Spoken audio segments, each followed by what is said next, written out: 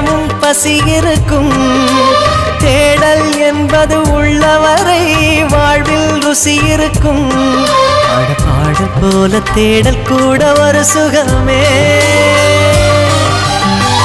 இசை பாடி வரும் இளம் காற்றுக்கு உருவமில்லை.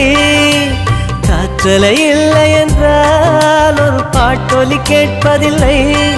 ஒரு காலம் வருகையில் உள்ளம் கொள்ளை போகுதே. ஆனால் காற்றின் முகவரி கண்கள் அறிவதில்லையே. இந்த வாழ்க்கையே ஒரு தேடல் தான். அதை தேடி தேடி தேடும் மனது தொலைகிறதே. இசை பாடி வரும் இளம் காற்றுக்கு உருவமில்லை. காற்றலை இல்லை என்றால் ஒரு பாட்டொலி கேட்பதில்லை.